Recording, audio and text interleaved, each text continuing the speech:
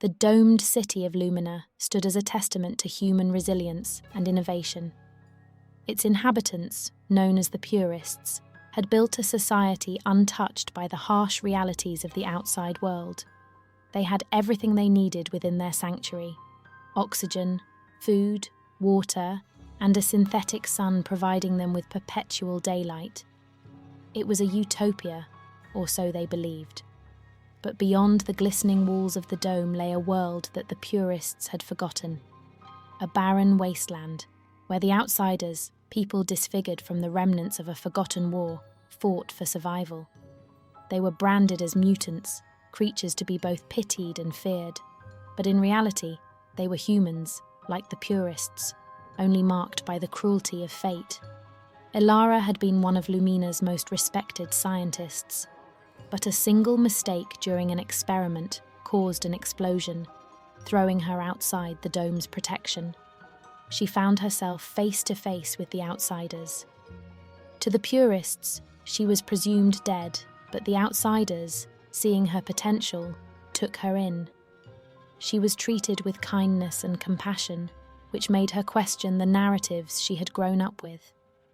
As days turned into weeks, Elara learned of the secrets the dome hid from its inhabitants.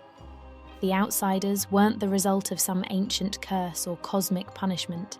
They were the aftermath of a chemical war waged by past generations, and the dome had been built to protect the privileged.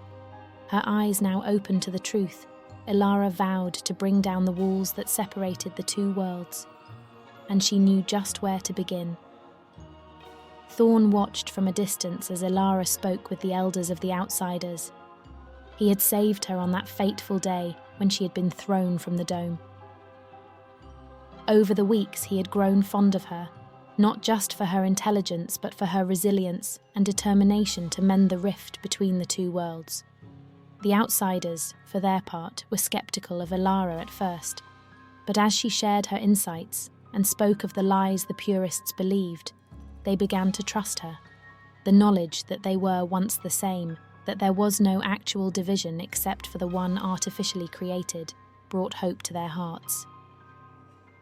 One evening, as the sun set beyond the horizon, painting the sky in shades of orange and purple, Thorn and Elara sat atop a dilapidated building, overlooking the vast expanse that separated the two worlds. "The dome wasn't built to protect them from us," Thorn murmured. "It was built to hide their sins." Elara nodded, her eyes moist. "I grew up believing we were the chosen ones, that the world outside was a curse, but it's all been a lie." She clenched her fists. "We have to reveal the truth, Thorn, no matter the cost." Their resolve strengthened. The two of them began to hatch a plan. They would gather the outsiders, unite them under a single cause, and march to the dome. The revolution was about to begin. News of the impending revolution spread like wildfire among the outsiders. They rallied around Lyria and Thorn, their spirits buoyed by the hope of a brighter future. Whispers of rebellion reached every corner of the wastelands, from the underground tunnels to the makeshift camps scattered around the decayed cityscape. In Lumina, things were starting to unravel. Suspicion grew as supplies mysteriously disappeared and coded messages were found. The Council of Lumina, an elite group that maintained order within the dome, grew anxious. They had heard rumours of Lyria's survival and her alliance with the outsiders. The idea of an uprising terrified them. Lyria, using her knowledge of Lumina's infrastructure, guided the outsiders in sabotaging the dome's defences. They intercepted communication lines, rerouted energy sources, and disrupted surveillance systems. With each act of defiance, the outsiders' confidence soared. Late one night, Thorn led a team of rebels into the heart of Lumina, using secret pathways Lyria had disclosed. Their mission was to gain control of the energy core, the heart of Lumina's power.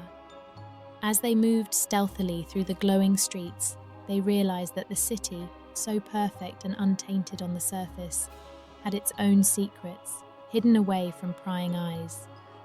But the council was one step ahead.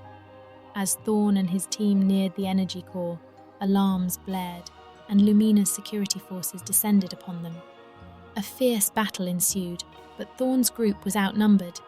They had to retreat, but not before sending a clear message. The outsiders were coming, and Lumina would never be the same. The aftershocks of the failed infiltration rippled through both Lumina and the wastelands. Lyria and Thorn, realizing that a direct assault was not viable, began to strategize a different approach. They recognized that Lumina's true vulnerability wasn't its impenetrable defenses, but the growing unrest within its walls. Within Lumina, tales of the outside world, of freedom beyond the confinements of the dome, began to pique the interest of its citizens. Graffiti of symbols representing the outsiders mysteriously appeared on Lumina's pristine walls. The council, desperate to maintain their control, imposed a curfew and initiated a witch hunt for any suspected rebels. Lyria tapped into this atmosphere of tension. Using her contacts within Lumina, she began disseminating information about the true state of the world outside, dispelling the myths and propaganda perpetuated by the council.